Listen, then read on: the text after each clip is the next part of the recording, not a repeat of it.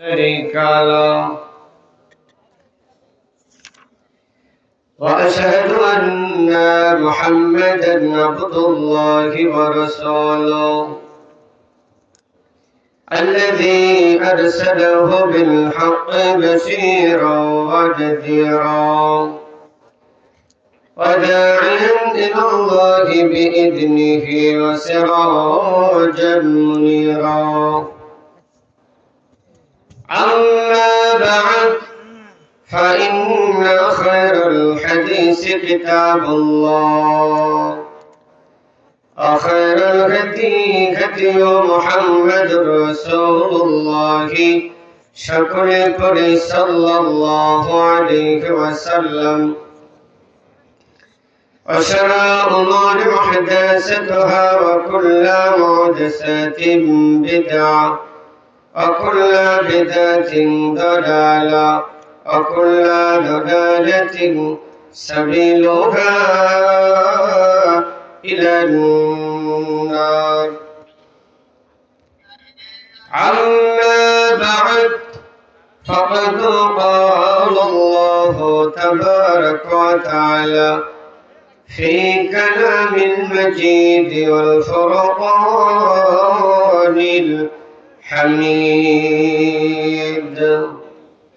সকলে একসাথে পড়ি আউযু বিল্লাহি মিনাশ শাইতানির রাজীম বিসমিল্লাহির রাহমানির রাহিম ونحشرهم يوم القيامة على وجوههم إلى آخر الآية. أو كما قال عليه الصلاة والسلام أكثر من ذكر هذا من لذات الموت. وقال تعالى في موضع آخر إن الله وملائكته يصلون على النبي يا أيها الذين آمنوا صلوا عليه وسلموا تسليما. شكر درود إبراهيم بوري اللهم صل على محمد وعلى آل محمد كما صليت على إبراهيم وعلى آل إبراهيم إنك حميد مجيد. اللهم بارك على محمد وعلى آل محمد كما باركت على إبراهيم وعلى آل إبراهيم إنك حميد مجيد. ইমানের পথে অবিচল থেকে আমার মরণ যেন হয়। ইমানের পথে অবিচল থেকে আমার মরণ যেন হয়। তোমারই কাছে মিনতি আমার, তোমারই কাছে মিনতি আমার, মুখামুখি দয়াময়। ইমানের পথে অবিচল থেকে আমার মরণ যেন হয়। প্রতিদিন মিথ্যে মুখোমুখি হই, বেদিন ফাঁসিকেরা করে হইচই। প্রতিদিন মিথ্যে মুখোমুখি হই, বেদিন ফাসিকরা করে হই চই। আজাজিলে সে গোমরাহি সুরগান করে তোলে মোহময়। আজাজিলে সে গোমরাহি সুরগান করে তোলে মোহময়। ইমানের পথে অবিচল থেকে আমার মরণ যেন হয়।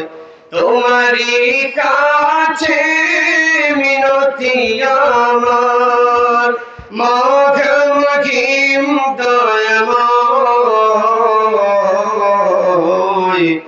ইমানের পথে অবিচল থেকে আমার মরণ যেন হয়। আলহামদুলিল্লাহ।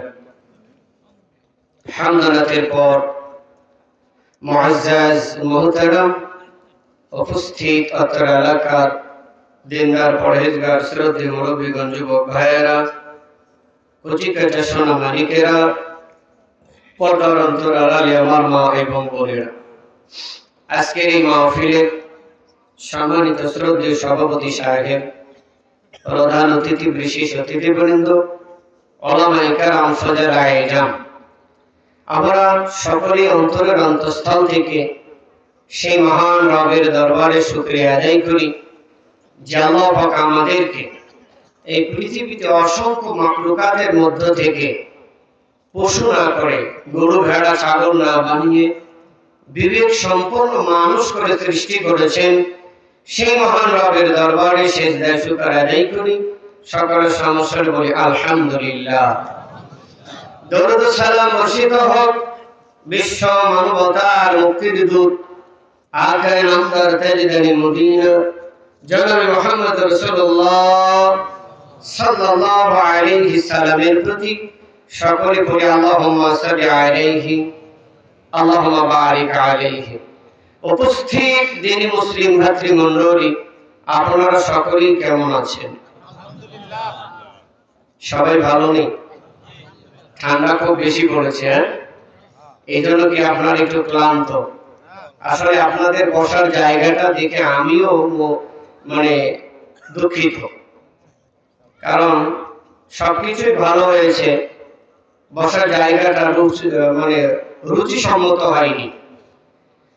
আমি আমার আব্দুল কাদের ভাই, আপনাদের সন্তান, অনেকদিন ধরে তার সাথে আমার সম্পর্ক, বিশেষ করে এইসব কাজের প্রতি তার মানসিকতা এতই বেশি, মানুষকে কিছু জানানো, কিছু বোঝানো, ভালো কাজের উৎসাহ দেওয়া তার ব্যক্তিগত আলাদা একটা খাসিয়ত। আল্লাহ তার এই মনোভাবটা আরো বৃদ্ধি করে দিক, সকলে বলে আমিন। আল্লাহ তার মাধ্যমে আপনাদেরকে কোরআন এবং সুন্নাহ ভিত্তিক কিছু জ্ঞান অর্জন করে ইহকাল এবং পরকালীন মুখী কিছু আমল করার তৌফিক দান করুন, সকলে বলে আমিন। উপস্থিত আমার দিনী মুসলিম ভাতৃমণ্ডলী, আমি এখানে আসার পরে আব্দুল কাদের ভাইয়ের মনটা একটু খারাপ দেখেছি। সে মনে কষ্ট পাচ্ছিলেন যে এত সুন্দর ব্যবস্থাপনা করার পরেও আপনাদের উপস্থিতিটা কম হওয়ার কারণে। আসলে উনি যে এই মাহফিলগুলি করেন, আপনাদের কাছে কি চাঁদা চায়? আর একটু আওয়াজ দিয়ে বলেন। কোনদিন চিঠি দিয়ে বলছে যে মাহফিলের জন্য 1000 টাকা দেন, বলছে কোনদিন? তাহলে আপনাদের সন্তান নিজের অর্থায়নে, নিজের চেষ্টা দ্বারা আপনাদের পরকালীন মুখে কিছু জ্ঞান দেওয়ার চেষ্টা করছে, এটা ভালো না খারাপ? আপনারা একটু এসে তাকে উৎসাহ দিবেন, এটা কি আপনাদের কাছে সে পায় না? বলেন তো, আর একটু জেনে বলেন। আপনারা আসবেন, তার এই মাহফিলটাকে সৌন্দর্য মণ্ডিত করবেন, কিছু দিনের জ্ঞান অর্জন করবেন। আসলে আসলে কি তারা লাভবান না আপনারা লাভবান? আর একটু জেনে বলেন। টাক করে খাবারের আগে বলেই ফেলছে যে আর মাহফিল করব না আজকে। আমিও রাগ করেছি যে কেন করবেন না, শয়তান তো চাচ্ছে যে মাহফিলটা বন্ধ হোক, কথা বললে বেরোবে। কারণ শয়তান বিভিন্ন কৌশল করে এই মাহফিল যাতে আর কোনোদিন না হয় এটাই চাচ্ছে। শয়তানকে কি আপনারা বিজয়ী করবেন? আর একটু জোরে বলেন। এই আন্দারিয়াপাড়া এলাকার হাজারো জনতার মাঝে এই অল্প কিছু সংখ্যক মানুষদেরকে যে আপনাদের আল্লাহ কবুল করেছেন, এই জন্য আপনারা খুশি না বেজেন? আর একটু জোরে বলেন। বিচারের ময়দানে যখন আমাদের সকলের শেষ একটা জীবন, নাম হলো ইয়াউমুল কিয়ামা। নাম কি? আর একটু জোরে বলেন। পুনরুত্থানের দিন, যেই জীবন শুরু হলে আর শেষ হবে না, কথা বলেন ঠিক না ঠিক? ওই দিন আমাদের প্রত্যেকেরই বাবার নাম কি বলেন তো? আর একটু জোরে বলেন। বাংলাদেশের যা বাপের নাম তো শেখ মুজিবুর, নাকি? হ্যাঁ, বাংলাদেশের লোকজনের বাপের নাম তো শেখ মুজিব। নাউজুবিল্লাহ করে না, কয়েকদিন আগেও মরে মরে লেখছেন জাতির পিতা বঙ্গবন্ধু। কথা বলেন ঠিক না ঠিক? এখন আবার একটা কুসংস্কার বন্ধ হয়ে আর একটা বেদাত চালু হয়েছে। ঢাকায় ঢুকলে এখন দেখা যায় জাতির পিতা শেখ ইব্রাহিম আলাইহিস সালাম। দেখা যায় না এটা? আপনারা দেখেন না, ঢাকায় যায় দেখেন। যেখানে যেখানে বঙ্গবন্ধুকে জাতির পিতা বলে সাইনবোর্ড ব্যানার লাগানো ছিল, ওই জায়গায় জায়গায় এখন জাতির পিতা ইব্রাহিম আলাইহিস সালামের নাম লেখা আছে। জাতির পিতা যদি আপনি ইব্রাহিম আলাইহিস সালামকে বলেন তাহলে ঠিক হলো না ভুল হলো বলেন তো? আরেকটু জোরে বলেন। কে বলে ঠিক? কিছু সংখ্যক বলেছেন ভুল হয়েছে। যারা বলেছেন ভুল হয়েছে তারাই ঠিক বলেছেন। সুবহানাল্লাহ বলবেন না? আসলে জাতির পিতা তো ইব্রাহিম আলাইহিস সালাম নয়, জাতির পিতা হলো আদম আলাইহিস সালাম। জাতির পিতা কে বলেন তো? আমরা মনে করেন যে জাতির পিতা ইব্রাহিমকে বললে মনে হয় যে ইব্রাহিমের মান বাড়ে, আসলে বাড়ে না। কারণ এই পৃথিবীতে 1,24,000 নবী এসেছেন। কত লক্ষ?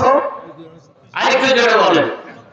আমাদের নবী মুহাম্মদ সাল্লাল্লাহু আলাইহিস সালাম তিনি বলেছেন এই 1,24,000 নবীর ভিতরে মাত্র 10 থেকে 12 জন নবী বাদে বাকি সমস্ত নবী হলো ইব্রাহিম আলাইহিস সালামের সন্তান। সুবহানাল্লাহ বলেন না? এই কারণে আল্লাহ সুবহানাহু ওয়া তাআলা ইব্রাহিম আলাইহিস সালামের মানকে বাড়িয়ে দিয়ে বলেছেন, ইব্রাহিম আপনি হলেন আবুল আম্বিয়া, নবীদের বাবা। সুবহানাল্লাহ বলেন না? আপনারা মনে হয় আমার ভাষা বুঝতে পারছেন না নাকি? তাই সুবহানাল্লাহ বলতে হয় কেন বলেন? ইব্রাহিম আলাইহিস সালামের নাম কোরআনে আল্লাহ বললেন যে তুমি হলে আবুল আম্বিয়া, মানে নবীদের বাবা। এখন নবীদের বাবার নাম কি বলেন তো? ইব্রাহিম আলাইহিস সালাম। কথা বুঝতে পারলেন? নবীদের বাবার নাম কি? ইব্রাহিম আলাইহিস সালাম। এইজন্য তার নাম হলো আবুল আম্বিয়া, মুসলিম জাতির পিতা। এখন আপনি যদি জাতির পিতা বলে ডাকেন তাহলে জাতির ভিতরে হিন্দু আছে না নাই? খ্রিস্টান আছে না নাই? ইহুদি আছে না নাই? বৌদ্ধ আছে, নাস্তিক আছে, নামাজি আছে, বেনামাজি আছে, মুইতে পানি নেয় না, সামা সান্ডাল মেথর সব আছে, আছে না নাই? তাহলে এই মুসি মেথর চামাল চান্ডালের বাপ ইব্রাহিম। আরেকটু জোরে বলেন ইব্রাহিম। এই মুসি মেথর চামাল চান্ডাল সবার বাবার নাম হলো আদম আলাইহিস সালাম। জাতির পিতা হলো আদম আলাইহিস সালাম, আর নবীদের বাপের নাম কি? ইব্রাহিম আলাইহিস সালাম। কথা ক্লিয়ার? বুঝতে পারছেন এরপর থেকে? এই কারণে কোনদিন জাতির পিতা ইব্রাহিমকে বলবেন না, কারণ যদি আপনি জাতির পিতা ইব্রাহিমকে বলেন তাহলে ইব্রাহিমের মানকে ছোট করা হয়। নাউজুবিল্লাহ। কারণ সে হলো নবীদের বাবা, উনি মুসলিমের বাবা নয়। সুবহানাল্লাহ রে ভাই। উনি হলো বেনামাজি কাফেরের বাবা নয়, উনি হলো হিন্দু বৌদ্ধের বাবা নয়, উনি হলো নবীদের বাবা। মান সম্মান সম্পন্ন ব্যক্তিদের বাবার নাম হলো ইব্রাহিম আলাইহিস সালাম। ঠিক কি না? এই জাতির পিতা আদম আলাইহিস সালামকে বিচারের ময়দানে আল্লাহ ডেকে বলবেন, বনি আদম, হে আদম সন্তানের পিতা, আজকে তোমার সন্তানদেরকে জাহান্নামে দাও।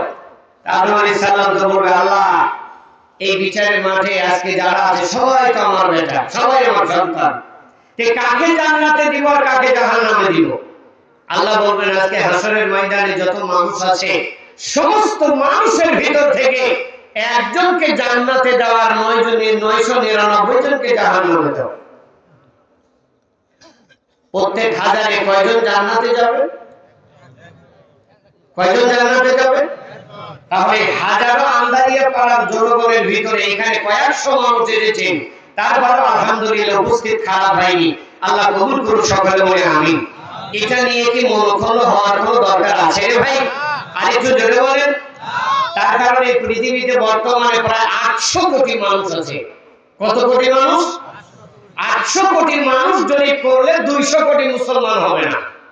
আর এই 200 কোটি মানুষের ভিতরে কত দল মত আছে না? 4 মাযহাব আছে, 4 তরিকা আছে।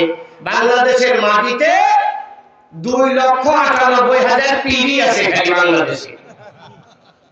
কতটি আছে? তাও এটা 1986 সালের হিসাব।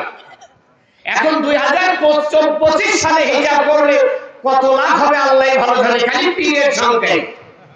তে এক একটা পীরের তো এক একটা জান্নাতে যাওয়ার রাস্তা। কথা বল ঠিক নেবেছি।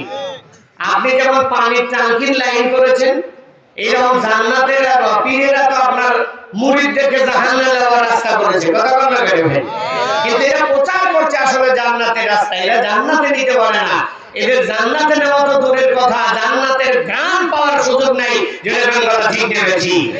এরা মানুষকে পথ ভুলিয়ে সরল মানুষকে বিপদগামী করে জাহান্নামের দিকে নিয়ে যাচ্ছে। যেটা কথা ঠিক কিনা আমার ভাইয়েরা? রাত 11:30 পার হয়ে গিয়েছে, অনেক রাত, অনেক শীত। আপনাদের ধৈর্যের ব্যাঘাত ঘটাবো না, তবে আমি আপনাদের অনুরোধ করব, যে সময়টুকু আপনাদের এখানে বসে থাকতে বলবো, আপনাদের জোর করেও আমি রাখবো না। যদি আমার কথাগুলি ভালো লাগে, যদি আমার কথাগুলি আপনার প্রয়োজন মনে হয় যে না এই কথাগুলি আমার জীবনে দরকার আছে ইহকালে আর পরকালে, তাহলে আপনি ধৈর্য ধরে একটু বসবেন। ভালো না লাগলে, প্রয়োজন না মনে করলে উঠে চলে যাবেন, আমার কোনো আফসোস নেই ইনশাআল্লাহ। তবে ভালো লাগুক আর না লাগুক, প্রয়োজন মনে হোক আর না হোক, যদি ধৈর্য ধারণ করে একমাত্র আল্লাহর সন্তুষ্টি অর্জন করার জন্য যদি আপনারা শেষ বৈঠকের দোয়া করা পর্যন্ত এখানে বসেন, আল্লাহ আপনাদের জন্য একটা পুরস্কার রেখে দিয়েছেন। সুবহানাল্লাহ। ওই পুরস্কারটা কি জানা দরকার আছে না নেই? আরেকটু জোরে বলেন, সবাই মিলে বলেন। আল্লাহ বলছেন, নবী আপনি জানিয়ে দেন। হাদিসটা হাদিসে কুদসির মধ্যে এসেছে। আল্লাহ নবী বলছেন, যদি কোনো ব্যক্তি এই মাহফিলের শেষে বৈঠক ভঙ্গের দোয়া পড়ে বাড়িতে যায়, আল্লাহ ওই বান্দাকে এমন ভাবে বাড়িতে পৌঁছায় যেমন ভাবে তার মা তাকে প্রসব করেছিল। যেরকম সুবহানাল্লাহ। আমার বাবাজি, আমার মায়েরা, আমার যুবকেরা, সোনামানিকেরা, মুরব্বী বাবাজিরা, আচ্ছা বলেন তো, যেই দিন আমার মা, আপনার মা, আমাদের মা আমাদেরকে দুনিয়ার মুখ প্রথমে দেখিয়েছিলেন, জীবনের প্রথম আলো দুনিয়াতে যে দেখেছিলাম, ওই দিন আমার আপনার আমলনামায় কতগুলি পাপ ছিল? আরেকটু জোরে বলেন। কোনো পাপ ছিল না, নিষ্পাপ হয়ে আমরা পৃথিবীতে এসেছিলাম। যেরকম ঠিক কিনা? আল্লাহ বলছেন, নবী আপনি জানিয়ে দেন, যারা বৈঠক ভঙ্গির দোয়া পড়ে মাহফিল থেকে বের হবে, এই যে সামিয়ানায় মাহফিলটা গেলে এত পছন্দ করেন। হাদিসটা তাবারানির মধ্যে এসেছে, মুসলিমের এসেছে 1556 নাম্বার হাদিস। কত নাম্বার? আরেকটু জোরে বলেন, কত নাম্বার? আল্লাহ নবী বলছেন, আল্লাহ বলেছেন, হাদিসটা হাদিসে কুদসি। আল্লাহ বলেছেন, নবী গো, যেখানে কোরআনের মাহফিল হয়, কোরআনের কথা বলা হয়, আমি আল্লাহর গুণগান গাওয়া হয়, এই জায়গাটা আমি আল্লাহর কাছে এত দামি, এত পছন্দনীয়। আমার ওই জায়গায়, আমার এই পছন্দনীয় জায়গায় আমার যত বান্দা বান্দীরা আসে, আমার উপস্থিত সকল বান্দা বান্দীর জীবনের সব গুনাহ মাফ করে দেই। শুধু দেই না, তাদের জীবনের গুনাহ মাফ করে তো দেই। গুনাহ মাফ করার পাশাপাশি তাদের জীবনে যত পাপ ছিল আমি আল্লাহ তাদের পাপের পরিমাণ নেকি দিয়ে পরিপূর্ণ করে দেই। ও নবী, শুধু তাই নয়, আমার এই বান্দারা এই মাহফিলে বসে এই জান্নাতের বাগানে এই সামিয়ানার নিচে বসে যতক্ষণ বসে থাকবে, যতক্ষণ যা চাইবে তার মুখ দিয়ে যা যা উচ্চারণ হবে, যা চাইবে ওই চাওয়াটা যত বড় হোক না কেন, যত কঠিন হোক না কেন, এই মাহফিলে বসে থেকে যতক্ষণ চাইবে, যা চাইবে আমি আল্লাহ তাদের প্রত্যেকটা চাওয়াই পূরণ করে দিব। সুবহানাল্লাহ, একটু বড় জোরে বলবেন না? আমার সোনার ভাইয়েরা, আল্লাহর ওয়াদা কি মিস হয়? আর একটু জোরে বলেন, আল্লাহ কি আল্লাহ কি ওয়াদা ভঙ্গকারী? আউযু বিল্লাহি মিনাশ শাইতানির রাজীম। পৃথিবীতে সবচাইতে ওয়াদা পূরণকারী তার নাম কি? আর একটু জোরে বলেন কি? আমাদের রব, আমাদের মুনিব, আমাদের মালিক, আমাদের স্রষ্টা। জোরে বলেন সুবহানাল্লাহ। আমার ভাইয়েরা, আল্লাহ তখন যখন এই কথাগুলি ফেরেশতাদেরকে ডাক দিয়ে বলে, আমার ফেরেশতারা এই মাহফিলে যারা এসেছে তাদের সব বিকুজর খালাস করে দিলাম। ফেরেশতারা বলে, আল্লাহ এমন কিছু বান্দা তো এখানে আসছে যারা ইশারের নামাজ পড়েও আসে নাই। আছে না নাই? ওয়াল্লাহ এমনও কিছু বান্দা আছে যারা আপনাকে খুশি করার জন্য আসে নাই, রাস্তা দিয়ে যাইতে লাগছিল, হুজুরের কণ্ঠটা ভালো লাগছে তাই এসে একটু বসেছে। বা যদি এখানে মাহফিলে না বসি, পরিচিত একজনের সাথে দেখা হয়েছে, কালকে বলবে, এই তোমাকে তো মাহফিলে দেখলাম না, কি বলবো, এই কারণে এসে বসেছে। আল্লাহ ওরা তো আপনাকে খুশি করার জন্য আসে নাই, তাহলে এদের কি হবে? আল্লাহ বলেন, ফেরেশতারা এই মাহফিলে এমন কিছু আমার প্রিয় বান্দারা আছে, ওদের সংস্পর্শে যারা আসবে তাদেরকে আমি ক্ষমা করে দিব। তাহলে এই মুহূর্তে আপনারা এই মাহফিলে যারা এখন বসে আছেন, আপনারা আল্লাহর কথা অনুযায়ী সবাই নিষ্পাপ। জোরে কথা ঠিক না ঠিক? আমার সোনার ভাইরা, না জানি হতে পারে আজকের এই মাহফিলটা আমাদের কারোর জীবনের শেষ মাহফিল। জোরে ঠিক না ঠিক? যদি আজকের জীবনের শেষ মাহফিল হয় আর বৈঠক ভঙ্গের দোয়া পড়ে যদি বাড়িতে যাই, আল্লাহর ওয়াদা অনুযায়ী আল্লাহ তো বলেছেন নিষ্পাপ করে আমি বাড়িতে যাব। ঘুমের ঘরে যদি মরণ হয়, আচ্ছা বলেন তো মরণটা কি জান্নাতি মরণ হবে না জাহান্নামী মরণ হবে? আরেকটু জোরে বলেন।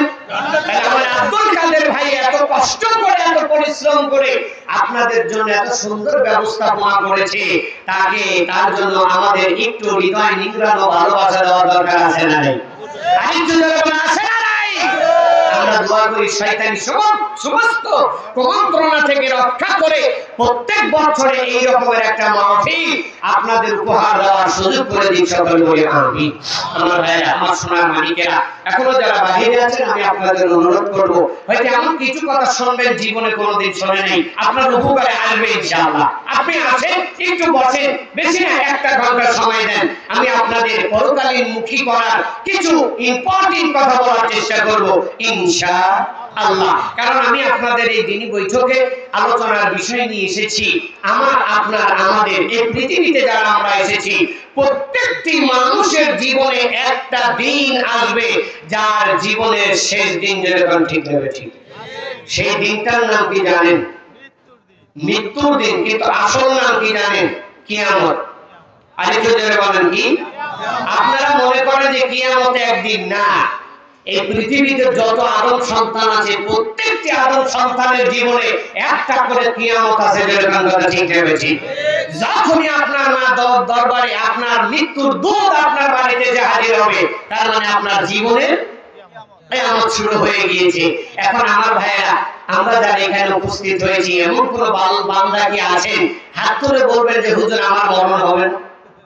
বলতে পারবেন? বাপের টাকা আছে, কোটি কোটি টাকা দিয়ে আজরাইলকে 2 কোটি টাকা ঘুষ দিলে আমার বাড়ি আসবে, এমন কথা বলার কারো ক্ষমতা আছে? এই জোরে বলেন আরে ভাই, আছে? তার মানে প্রত্যেকটা মানুষকে মৃত্যুর দূতের সাথে দেখা করা লাগবে। যেরকম ঠিক হবে ঠিক। প্রত্যেকটি মানুষের জীবনে নালাকুল মউত আসবে, মৃত্যুর জীবদিন। আমাদের প্রত্যেকের জীবনে একদিন করে কিয়ামত সংঘটিত হবে। আমরা বিশ্বাস করি কি করি না? আরেকটু জোরে বলেন, করি কি করি না? এখন ওই মৃত্যুর দিন আমার আপনার ভালো হোক না মন্দ হোক, কোনটা চান বলেন তো? আরেকটু জোরে বলেন। আপনি কি কোনোদিন ভেবে দেখেছেন আপনার এই কিয়ামতের দিনটা ভালো হবে না মন্দ হবে? ভাবছেন কোনোদিন? আপনি কোনোদিন ভাবেন নাই, কেন জানেন? কারণ ওই হুজুরেরা আপনাকে ভাবার মানসিকতা নষ্ট করে দিয়েছে। কারণ হুজুর নামাজ পড়লেও জানাজা করে, বেনামাজি মরলেও জানাজা করে। কথা বল না কেন ভাই? আপনাদের এলাকার হুজুরেরা কি করে আমি জানি না। যেই হুজুর বেনামাজির জানাজা করে ওই হুজুরের ইমামতি করার যোগ্যতা নাই। কথা বল ঠিক না ঠিক? কারণ বেনামাজির জানাজা করতে নিষেধ করেছেন কে? আরেকটু জোরে বলেন। আর যদি ওই হুজুর বেনামাজির জানাজা করে তাহলে আল্লাহকে মানলো না, আল্লাহকে অস্বীকার করলো। আরেকটু জোরে বলেন। এখন বেনামাজি চিন্তা করে যে নামাজি লোক মারা গেলে হুজুর জানাজা করে, দোয়া করে, আমি বেনামাজি মারা গেলেও আজ হুজুর আমার বাপ জীবনে নামাজ পড়ে নাই, আমার হুজুরই তো জানাজা করে দোয়া করলো, শুধু দোয়া করলো না, কবরে লাশ দিয়ে বলল বিসমিল্লাহি ওয়া আলা মিল্লাতি রাসূলুল্লাহ। বলে কি বলে না? আরেকটু জোরে বলেন। এখন যেই লোকটা নামাজ না পড়ে মারা গেল, হুজুর যদি বলে বিসমিল্লাহি ওয়া আলা মিল্লাতি রাসূলুল্লাহ, এই কথা বলে হুজুর ঠিক করলো না নবীজির নাফরমানি করলো? আরেকটু জোরে বলেন। আল্লাহ নবী বলছেন বাইনাল আবদি ওয়া বাইনাল কুফরি তারকুস সালাত। যেই ব্যক্তি নামাজ পড়ে ব্যক্তি মুসলমান, যে পড়ে না সে কাফের। কথা বুঝাতে পারিনি? একজন মুসলমান আর একজন কাফেরের মাঝে পার্থক্য, তার নাম কি? সালাত, নামাজ। যে নামাজ পড়ে সে মুসলমান, যে পড়ে না সে কাফের। আমার মায়েরা মনে রাখেন না, মনে কষ্ট দিন। অনেক মা বোনেরা আছে, অনেক মুরব্বী বাবাজি আছে, বাপের বয়সে আছে, হুজুর নামাজ না পড়লে কি হবে? ঈমান ঠিক আছে। এখন পাগল আছে না নাই? এর মুখ দিয়ে ও কথা কয় না, ওর মুখ দিয়ে শয়তান কথা কয়। যখন কি কয়? কারণ কোন মানুষ এই কথা বলতে পারে না। আল্লাহ বলছেন যদি কোন বেনামাজি মারা যায়, একজন ব্যক্তির যদি মরণ হয়, ওই ব্যক্তিটা যদি নামাজ না পড়া অবস্থায় মরণ হয়, আল্লাহ নবী বলছেন বেনামাজি অবস্থায় যদি কারো মরণ হয়, বিচারের ময়দানে বেনামাজির হাসর হবে। পৃথিবীর গ্রেট নাম্বার অফ কাফেরের সাথে, তার নাম হলো ফেরাউন। তার নাম কি? আরেকটু জোরে বলেন, তার নাম কি? আল্লাহ নবী বলছেন যে ব্যক্তি বেনামাজি অবস্থায় মারা যাবে, হাসরের ময়দানে তার সাথে হাসর হবে ফেরাউনের সাথে, নমরুদের সাথে, কারুনের সাথে। সবচেয়ে বড় বড় ফেরাউন কাফের, আবু জেহেল, আবু লাহাব, উতবা সাহেবের সাথে হবে। তাহলে যেই হুজুর কি করলো? বেনামাজি ঈমান আনয়ন দেওয়ার পরে জানাজা করলো, দোয়া করে বিসমিল্লাহি ওয়া আলা মিল্লাতি রাসূলুল্লাহ, আমি আল্লাহর নামে তোমাকে নবীর দলভুক্ত করে দিলাম। আচ্ছা বলেন তো এই হুজুর ঠিক করলো না ঠিক করলো? ওই লোকটা জীবনে নামাজ পড়ে নাই, রোজা করে নাই, মুখে পানি নেই, কথা ঠিক না ঠিক? এই মানুষটাকে কবরে রাখার পরে উপস্থিত সকল জনগণ দেখলো বেনামাজিকে নবীর দলে দিয়ে দিল। তার মানে বোঝা যায় ওই মানুষগুলি বুঝলো যে এই নামাজ পড়ে না, সে বুঝলো আমি নামাজ না পড়লে মরার পরে নবীর দলে যাওয়ার সুযোগ আছে। এই কথা বল না কেন ভাই? এই মানুষটার ভিতরে ডিসিশন তৈরি হয়ে যায়। এই কারণে মানুষ নামাজ পড়ে না। আমার সোনার ভাইরা, হুজুর কেন? হুজুরের 14 গোষ্ঠী যদি তোমাকে ওয়ালা মিল্লাতে রাসূলুল্লাহ বলে, আল্লাহর কসম যদি তুমি নামাজ না পড়ে মরো, আল্লাহ নবী বলেন হাসর হবে ফেরাউনের সাথে। জোরে বলেন ঠিক কি না? তাহলে সালাত পড়তে হবে না ছাড়তে হবে? আরেকটু জোরে বলেন। অনেক আলোচনা এই বিষয়ে আলোচনা করলে 2-4 রাতে শেষ হবে না। আমি আপনাদের কাছে সংক্ষিপ্ত যে বিষয়টি নিয়ে উপস্থিত হয়েছি সেটা হলো আমাদের প্রত্যেকটি মানুষের জীবনে কিয়ামত হবে, মৃত্যু হবে। ওই মৃত্যুর সময় একজন মুমিন ব্যক্তির অবস্থা কেমন হবে আর বেঈমানের অবস্থা কেমন হবে, একজন মানুষ জান্নাতে যাবে না জাহান্নামে যাবে, মরার সাথে সাথে ফয়সালা হবে। এই ব্যাপারে বিস্তারিত আপনাদের তত্ত্ববহ আলোচনা করার সংক্ষিপ্তভাবে চেষ্টা করব ইনশাআল্লাহ। আজকে এই আলোচনা শোনার পরে যদি আপনার শরীরে একেবারে সরিষার দানা পরিমাণ মানুষের রক্ত থাকে, তাহলে আপনি নামাজ বাদ দিতে পারবেন না। না, আল্লাহে আপনি নামাজ বাদ দিতে পারবেন না। কেন? কারণ আপনি জান্নাতে যাবেন না জাহান্নামে যাবেন। আপনার জানাজা হওয়ার আগে, গোসল হওয়ার আগে, লাশ কবরে দেওয়ার আগেই ফয়সালা হয়ে যাবে আপনি জান্নাতি না জাহান্নামী। হুজুরের বাপ দাদা 14 গোষ্ঠী গলায় রশি বেঁধে আপনার বাপের কবরে বেঁধে রাখলে একটা পয়সার উপকার হবে না। কারণ আপনার মরণের সাথে সাথে আপনি জান্নাতি না জাহান্নামী ফয়সালা হয়ে যাবে। এই হাদিসটা সমাজে হুজুরেরা প্রচার করে না একটা কারণে, কারণ হুজুররা জানে এই হাদিস যদি জনগণ জানে তাহলে তো আমাদের মরা 40-এ খাওয়া দাওয়া বন্ধ হয়ে যাবে। আপনাদের এলাকায় 40-এ খাওয়া আছে কিনা জানি নাই? আলহামদুলিল্লাহ, আল্লাহ শুকরিয়া আদায় করে সকলে বলে আমিন। অনেক জায়গায় নাই, কিন্তু কখনো কখনো দেখা যায়। অনেকে আবার মরা 40-টাকে উল্টায়া পাল্টায়া খাওয়ার চেষ্টা করে। আমার সন্তান মরেছে, এই নিয়ে এটা খাওয়াচ্ছে, এমনি দুইটা হুজুর দাওয়াত দিয়েছি। এমন লোক আছে না? আরে হুজুরের দাওয়াত দাও, ফকিরের দাওয়াত দিয়ে খাওয়া, এই কথা বলে না কেন ভাই? কথা তো মিসকিনের হক। যদি মা বাবা মারা গিয়েছে, যদি এক মুঠো ভাত কাউকে খাওয়াতে ইচ্ছা হয়, 40 করা না, মৃত্যু দিবস উপলক্ষে নয়, যদি সত্যি মা বাবার বাঁচে থাকলে খাইতো, মা থাকলে খাইতো, এই 4টা ডাল ভাত আমার খাওয়াতে মন চাচ্ছে, তাহলে যে ফকির এসেছে তাকে খাওয়ায় দাও। কোনো দিন ধার্য নির্ধারণ করে নয়, এমনিতে একটা ফকির মিসকিনকে খাওয়াও। একজন হুজুর তো 40 বাড়ি খায়, 40 রকমের তরকারি স্বাদ বোঝে। কথা বল না কেন ভাই? ও যত ভালো করে ওকে খাওয়াও, ও তোমার খাওয়ার কৃতজ্ঞতা প্রকাশ করবে না, বলবে সেই তো ওটাই ভালো হয়েছিল। এই কথা বল না কেন ভাই? আর একটা অসহায় দরিদ্র মানুষকে 4টা ডাল ভাত আলু ভর্তা করে খাওয়াও, একটু মুরগির মাংস বা একটা গরুর ঝোলের তরকারি দিয়ে খাওয়াও, ও খায়া বলবে তৃপ্তি সহকারে খেয়েছি, ও খুশি, আল্লাহ খুশি। সুবহানাল্লাহ বলে ভাই। তুমি জায়গা ছাড়া অজায়গায় তেল না খাও, এই জন্য তোমার তেল পোড়ায়। ওই যে আমাদের পাবনার প্রবাদীয় কথা, যে তেলের মতো তেল পোড়ায়, সাওয়ালের নাম হয় আন্দারিয়া। আমরা তো আন্দারিয়া ভাড়া, আর আমাদের পাবনা বলে কি, যে তেলের মতো তেল পোড়ায়, সাওয়ালের নাম হয় আন্দারিয়া, মানে অন্ধকার, কালো। আপনাদের অবস্থা হচ্ছে তাই, টাকার মতো টাকা যাচ্ছে, সময়ের মতো সময় যাচ্ছে, অথচ বাপমার কবরের রাজা মা ভোয়া তো দূরের কথা, হাতুরের বাড়ি আরো জোরে দিচ্ছে। কথা বল না কেন ভাই? কেন? কারণ আপনি যখন হুজুরের দাওয়াত দিয়ে 40-এ খাওয়াবেন, মৃত্যু দিবস পালন করার দল তো ফেরেশতারা বলবে কি শিক্ষা দিয়েছি, কোনটা সুন্নাত আর কোনটা বিদআত বোঝে না, এই জন্য আগে বাড়ি জোরে মার। এই কথা বল না কেন? সন্তান বেঁচে থাকলে যেমন দোয়া করলেও মা বাবার কবরে যাবে, আবার কুকাম করলেও ওই শাস্তিও মা বাবার কবরে বৃদ্ধি পাবে। যেরকম কথা ঠিক বলেছি। এই জন্য যা করেন হিসাব নিকাশ করে করিয়ে, যেরকম কথা ঠিক বলেছি। আমার ভাইয়েরা, আমরা এখন মূল আলোচনায় আসি। ইমানদার আর মুমিন ব্যক্তির মৃত্যুকালীন অবস্থা কেমন হবে, বিস্তারিত কোরআন ও সুন্নাহ ভিত্তিক আমরা আলোচনা করব ইনশাআল্লাহ। তার আগে বলি, আল্লাহ কোরআনে একটা সূরা দিয়েছেন, যে সূরার নাম সূরা নিসা। সূরাটার নাম কি? আর একটু জোরে বলেন। নিসা। এই সূরা নিসার 78 নম্বর আয়াত। কত নম্বর আয়াত? 78 নম্বর আয়াত। আল্লাহ বলেন বিসমিল্লাহির রহমানির রহিম, আইনামা তাকুনু ইউদরিকুমুল মাউত ওয়ালাউ কুনতুম ফি বুরুজিন মুশাইদা। কোরআনে আছে না নাই? আর একটু জোরে বলেন, আছে না নাই? একটু হৃদয়ের কান্না দিয়ে শুনবেন। এই কান দিয়ে শুনলে হবে না, কারণ এই কান দিয়ে মাহফিলে আসার আগে স্টার জালসার আওয়াজ শুনে আইছেন। এই কথা বল না কেন ভাই? হ্যাঁ, আপনার যদি মুলিয়া খায়া পেট ভরান, এরপরে যদি ঘি মধু কাশি বিরিয়ানি দেওয়া হয়, ভালো লাগবে? আর একটু জোরে বলেন। এই কান দিয়ে, এই কান বাহ্যিক কান দিয়ে তো গান বাজনা শুনতে শুনতে কানে যে পর্দা ফলাইছেন, এই কারণে কোরআনের কথা হাদিসের কথা শুনলেও এই কান দিয়ে হৃদয়ে ঢোকে না। যেরকম কথা ঠিক ভেবেছি। এই কারণে কবি সুন্দর করে বলছেন, হৃদয়ের জানালা খুলে দাও না, প্রভুর প্রেমে কেন সারা দাও না।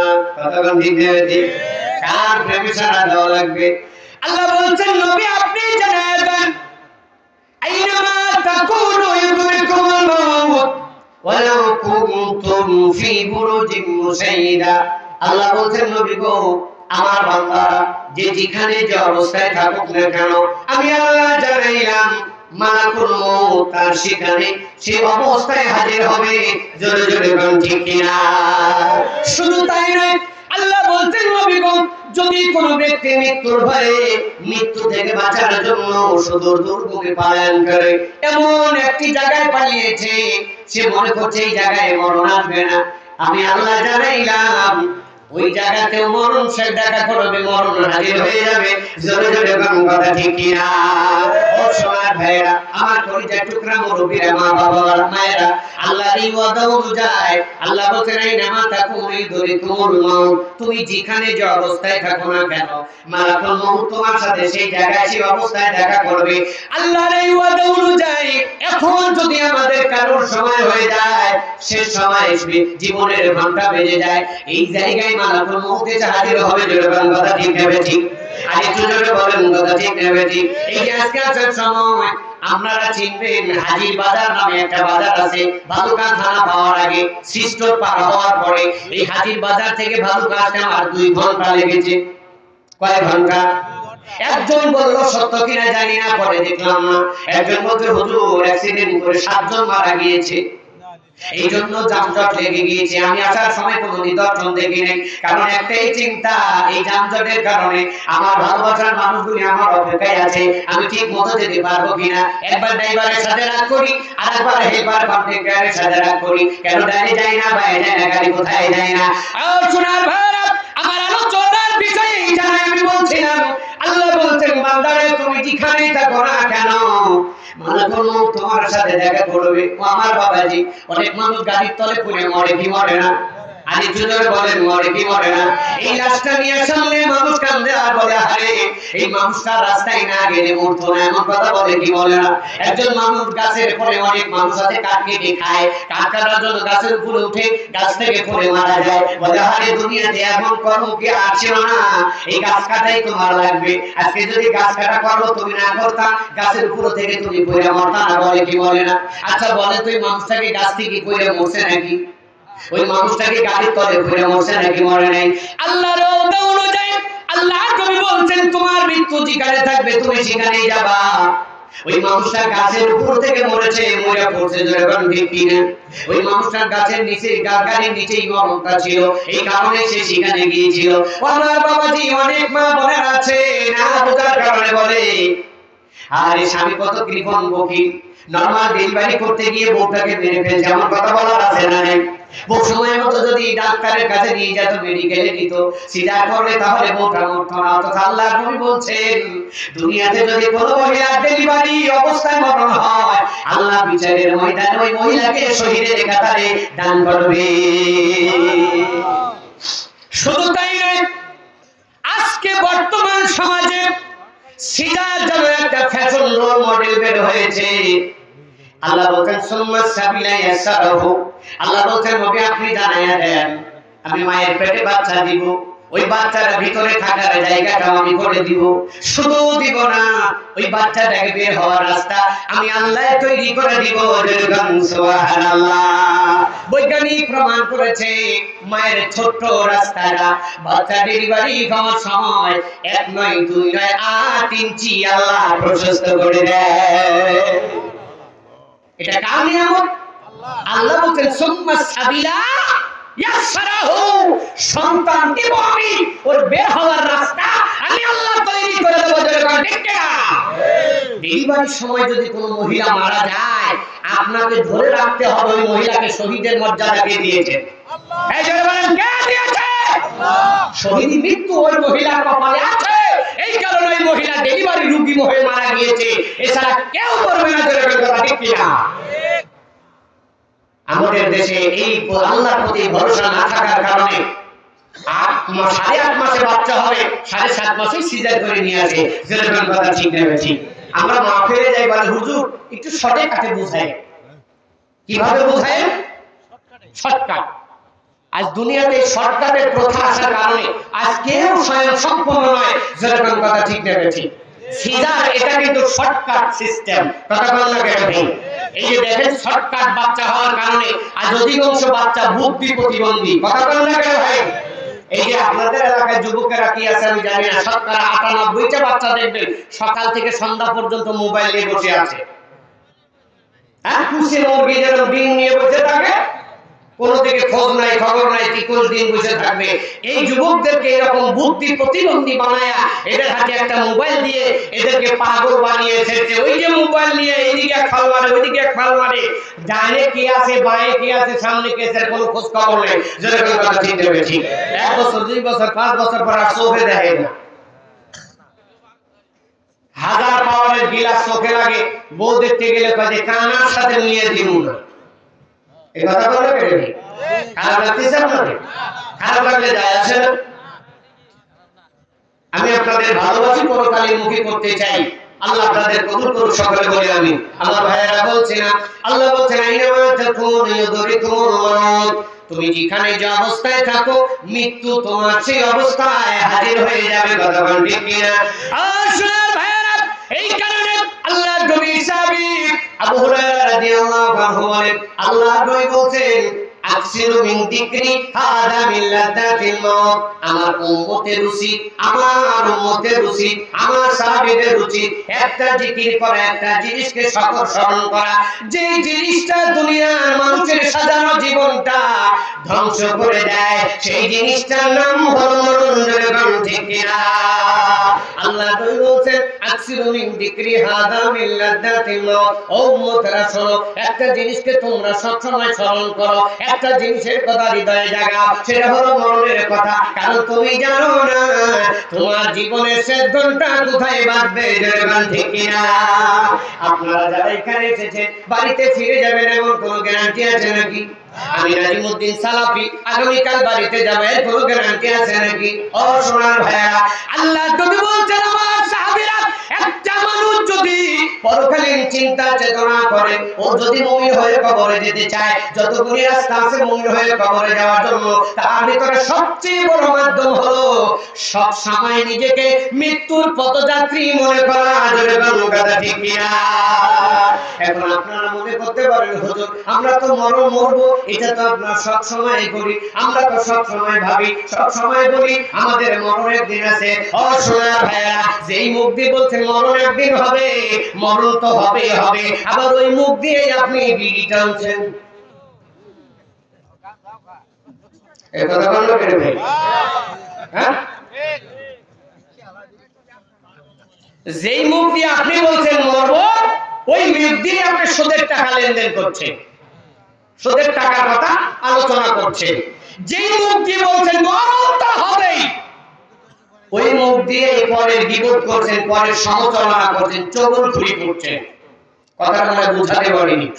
তাহলে আপনার এই মরণকে স্মরণ করা 4 আনা পয়সার দাম আছে? আল্লাহ নবী বলছেন তুমি যদি মরণকে স্মরণ করো তাহলে এই স্মরণ তোমাকে পৃথিবীতে সমস্ত পাপাচার থেকে পরকালীন মুক্তি করবে। যেরকম কথা ঠিক নেবে ঠিক।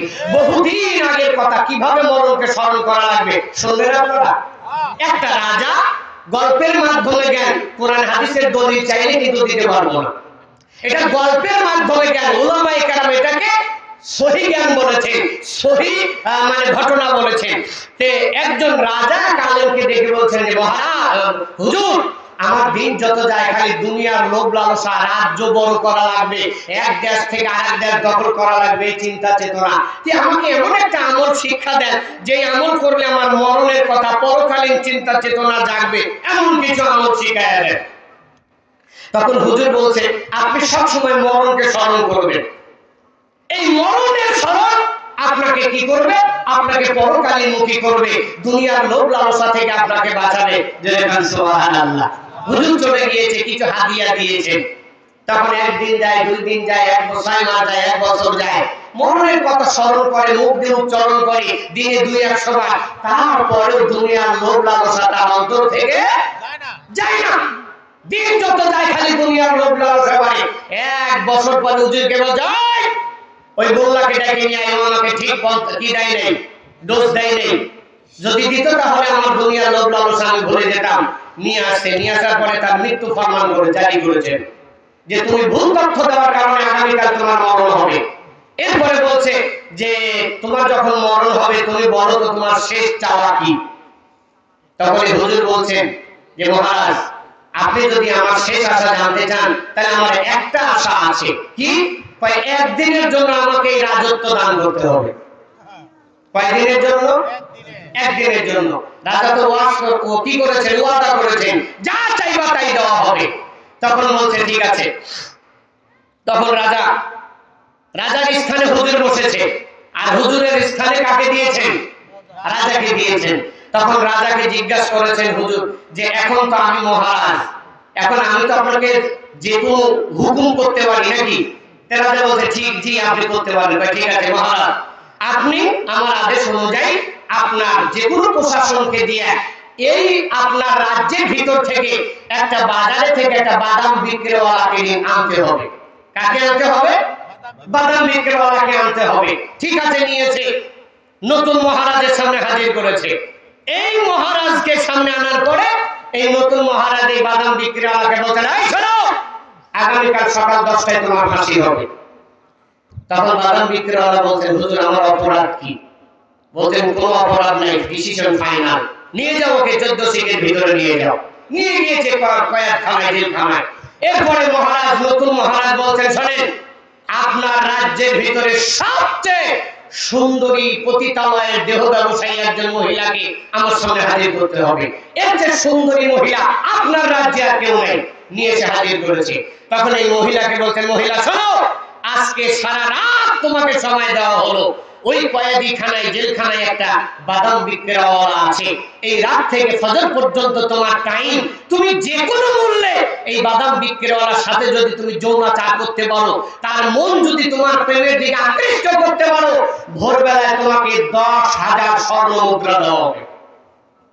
কত কি দেওয়া হবে? 10,000। ও জীবনে কোনদিন কামাই করতে পারবে না 10,000 স্বর্ণ মুদ্রা। মহিলা তো পাগল হয়ে গেছে, পারে হওয়া বলেন কি, আমার কামই তো ছলনা করে ইমানদারের ইমান ধ্বংস করা। তখন এই বাদাম বিক্রেতাওয়ালা যে জেলখানায়, কয়েদখানায় আছে, এর ভিতরে মহিলাকে সাজায়া বুঝায়া দিয়েছে। আর নতুন রাজা সাবেক রাজাকে বলতে, চলেন এবার আমার আর আপনার ডিউটি। ঠিক আছে চলেন। জানলার ফাঁস দিয়ে রাজাকে বলছেন, দৃশ্য দেখেন, সারা রাত আর ঘুমাতে হবে না। তখন এই মহিলা এই বাদাম বিক্রেতাওয়ালার কাছে গিয়েছে, যত রকমের সাজা যায়। এখন তো বিউটি পার্লার হয়েছে, আগে তার বিউটি পার্লার ছিল না। হ্যাঁ, যত রকমের সাজা যায়। আর মহিলাদের তো ধনের অভাব নেই, কথা কম না কেন ভাই? হাই রে ধন মা বোনেরা জানে, আপনারা বসেন, আপনারা ভালো জানেন। মুহূর্তের ভিতরে আপনার মন, ভালো মনকে জাহান্নামের আগুন বানায় দেবে। এই ধন আমার মা বোনদের আছে না নেই? আরে যদি বলেন আছে না নাই? আছে। যাই হোক, ওদিকে যাব না। তখন এই মহিলাকে ছেড়ে দেওয়া হলো। হুজুর নামে, হুজুরের লেবাসধারী রাজা বলছেন সাবেক রাজাকে, আপনি জানালার পাশা দিয়ে এই দুজনের দৃশ্য দেখবেন। তখন এই মহিলা গিয়ে এই বাদামওয়ালা বিক্রেতার কাছে নিজের সৌন্দর্যটাকে প্রকাশ করে যত আবেগ, যত অনুভূতি, যত ভাষার বাচনভঙ্গি আছে, সমস্ত কিছু দিয়ে তার কাছে প্রেম নিবেদন করছে। আর বাদাম বিক্রেতাওয়ালা দুটি চোখের পানি ছেড়ে দিয়ে কাঁদে আর বলে, রব্বুল আলামিন, আমি কি এমন অন্যায় করেছি আমার জানা নেই? আমি জিজ্ঞেস করেছি, বলা হয় নাই। আমাকে ধরে নিয়েছে, বলেছে কালকে 10টায় আমার ফাঁসি হবে। আল্লাহ গো, আমার ফাঁসি হবে, আমার কোনো আফসোস নেই। কিন্তু আমার একটা দুঃখ, আমার একটা বৃদ্ধ মা আছে, আমার মায়ের দেখাশোনা করার মতো আমি ছাড়া তো আর কেউ নেই। রব্বুল আলামিন, আমার যদি কালকে মরণ হয়ে যায়, আমার মায়ের দেখাশোনা কি করবে? আল্লাহ গো মহারাজ, যে সিদ্ধান্ত দিয়েছে এটা তো ফাইনাল, এটা তো আর কোনো রদবদল করা যাবে না। এইভাবে কান্নাকাটি করে মহিলাটা তার সামনে গিয়ে বলে, ও যুবক বাদাম বিক্রেতাওয়ালা, আমি হলাম এই রাজ্যের সবচেয়ে সুন্দরী পতিতা, আমার চেয়ে সুন্দরী কোনো মহিলা নেই। দেখো আমার রূপ যৌবনের কোনো অভাব নেই। আজকে তুমি আসে, কোনো টাকা লাগবে না, পয়সা লাগবে না। একজন মহিলাকে আল্লাহ যতগুলো কৌশল দিয়েছেন, সমস্ত কলা কৌশল দিয়ে এই যুবকের সামনে যায়। যুবক মুখটা খোলায় অন্যদিকে যায়, আর চোখের পানি ছেড়ে দিয়ে কাঁদে আর বলে, আল্লাহ কালকে সকাল 10টায় আমার ফাঁসি হবে, আমার কোনো অপরাধ আমি জানলাম না, বুঝলাম না। আল্লাহ ফাঁসি হবে এটা আমার কোনো দুঃখ নাই, কিন্তু কোন অপরাধে ফাঁসি হবে এটা জানলাম না। এই আবেগটা আমার হয়ে গেল। মহিলাটা বারবার এই বাদাম বিক্রেতাওয়ালার কাছে প্রেম নিবেদন করে। আর ওই যুবকটা আগামীকাল 10টায় মরণ হবে, এই মৃত্যুটাকে সে এমন ভাবে স্মরণ করে নিয়েছে, যত যত সুন্দরী মহিলা তার কাছে যায় চোখ ফিরাইয়া নিয়ে অন্যদিকে যায়, এভাবে কাটাতে কাটাতে মহিলা যতবার তার সামনে যায় সে ততবার ফিরে অন্যদিকে তাকায়। এভাবে কাটতে কাটতে ফজরের নামাজের সময় চলে গেল। এমন সময় ওই যে মূল রাজা ছিলেন ওই রাজা সঙ্গে সঙ্গে হুজুরের পায়ে পড়ে গিয়েছে, হুজুর একটা বছর আগে আপনি বলেছিলেন মরণকে যদি আপনি স্মরণ করেন, মরণের কথা যদি মরণকে আপনি জিকির করেন তাহলে আপনার দুনিয়াবি লোভ লালসা ধ্বংস হয়ে যাবে, পরকালীন চিন্তা চেতনা আপনার অন্তরে জাগাবে। হুজুর আল্লাহর কসম করে বলি এই বাদাম বিক্রিওয়ালা যেইভাবে আজকে রাত্রিতে মরণকে স্মরণ করেছে একটা বছরের ভিতরে আমি একটা মুহূর্তের জন্য এইভাবে মরণকে ভাবি নাই, আমি মুখে উচ্চারণ করেছি মরণকে, অন্তর দিয়ে অনুভব করি নাই। এই কারণে শয়তান আমাকে দুনিয়ামুখী করা ছাড়া বাদ দেয় নাই। হুজুর আমি ক্ষমা চাই, আমি আপনার উপর থেকে যেই আদেশ করেছিলাম যেই ফরমান জারি করেছিলাম ওটা উঠায় নিলাম। আমি এখন থেকে এই বাদাম বিক্রিওয়ালা যেইভাবে মরণকে স্মরণ করেছি এত সুন্দরী মহিলা জগতের কাছে পাওয়ার পরেও তার দিকে একবারের জন্য দৃষ্টি দেয় না, তার মানে ওই এমন ভাবে মরণকে স্মরণ করেছে আগামী কালকে মরণ স্মরণ করব। দুনিয়ার কোন মানুষ যদি এইভাবে মরণকে স্মরণ করে ওই মানুষটাকে শয়তান দুনিয়ার কোনো পাপ করাতে পারবে না। জোরে জোরে বলেন ঠিক কিনা? ও সোনার ভাইরা এইভাবে আমাদের মরণকে স্মরণ করা দরকার আছে না নাই? আরে জোরে বলেন আছে না নাই? এখন মরণ হবে মুমিন ব্যক্তির কেমন হবে জানার দরকার আছে না নাই? আল্লাহ নবীর সাহাবী বারা ইবনে আযিব রাদিয়াল্লাহু আনহু বলেন আল্লাহ নবী বলছেন যখন কোন মুমিন ব্যক্তির মৃত্যুর সময় হয়ে যায়, কোন ঈমানদার মুমিনের মরণের সময় হয়, আল্লাহ তখন ওই মুমিন ব্যক্তির বাড়িতে দুইজন রহমতের ফেরেশতা পাঠায়, একটা সুগন্ধযুক্ত রুমাল দিয়ে কি দিয়ে আরেকটু জোরে বলেন ওই রুমালটা আল্লাহ জান্নাতের মিষ্ক আম্বর দিয়ে তৈরি করেছে। জান্নাতের রূহ বহনকারী ফেরেশতা ওই রুমালটা নিয়ে ঈমানদার মুমিনের কাছে মাথার কাছে এইভাবে সুন্দর করে বিছায়া রাখে। এমন সময় মৃত্যুর দূত তার কাছে আসে, সালামুন কাওলাম মির রাব্বির রহিম, জোরে বলেন সুবহানাল্লাহ। আমার ভাইরা মালাকুল মউত ফেরেশতা এসে মুমিন ব্যক্তিকে রবের পক্ষ থেকে সালাম শান্তির ঘোষণা দেয়। তখন মুমিন ব্যক্তি মালাকুল মউতকে দেখে মিষ্টি মিষ্টি হাসি দেয়। সুবহানাল্লাহ বাজা করেন। কেন মুমিন ব্যক্তি মালাকুল মউতকে দেখে হাসি দেয়? কারণ এই দুনিয়াটা মুমিন ব্যক্তির জন্য জেলখানা, কথা কোন ঠিক কিনা? মুমিন ব্যক্তির জন্য দুনিয়াটা কারাগার নিকৃষ্ট। কে বলেছেন? আর একটু জোরে বলেন কে বলেছেন? আল্লাহ বলেছেন আর দুনিয়া সিজনুল মুমিনিন, এই দুনিয়াটা হলো মুমিনের জন্য নিকৃষ্ট কারাগার। তখন মুমিন ব্যক্তি যখন দেখে আমার বাড়িতে আমার এই কারাগার থেকে মুক্তি করে জান্নাতে নেওয়ার দূত এসেছে, আল্লাহ নবী বলেছেন এমন সময় মুমিন ব্যক্তি মিষ্টি মিষ্টি হাসি দেয়। মালাকুল মউত মৃত্যুর দূত এসে মুমিন ব্যক্তির মাথার কাছে মুখের কাছে ডান হাতখানা বিছায়া দিয়ে ডাক দেয়, ইয়া আইয়াতুহান নাফসুল মুতমাইন্না, ও আল্লাহর প্রশান্ত আত্মা বেরিয়ে আসো, ইরজিই ইলা রাব্বিকা রাদিয়াতাম মারজিয়া, ও রবের শুকর গুজারি আত্মা বেরিয়ে আসো, ফাদখুলি ফি ইবাদি, ইবাদতকারীদের সাথে শামিল হও, ফাদখুলি জান্নাতি, আর তুমি জান্নাতে প্রবেশ করো। আল্লাহর নবী বলছেন মালাকুল মউত যখন মুমিন ব্যক্তির মুখের কাছে হাত দিয়া এইভাবে ডাক দেয়, পোষা পাখি যেমন মালিককে ডাক দেওয়ার সঙ্গে সঙ্গে খাঁচা থেকে বের হয়ে মালিকের হাতে এসে পড়ে। একটা পাত্রে পানি রাখলে ওই পাত্র কাজ করলে কি কাজ করলে পানি বের হতে কষ্ট হয় নাকি? আরেকটু জোরে বলেন কষ্ট হয় নাকি? ওই পানি বের হতে যেমন কষ্ট হয় না, মালাকুল মউত যখন এইভাবে ডাক দেয়, ও আল্লাহর প্রশান্ত আত্মা বেরিয়ে আসো, ও রবের শুকরগুজারি আত্মা বেরিয়ে আসো, ইবাদতকারীদের সাথে শামিল হও, আর তুমি জান্নাতে প্রবেশ করো। এমন সময় মুমিন ব্যক্তির রূহটা আপসে এসে মালাকুল মউতের হাতে এসে পড়ে।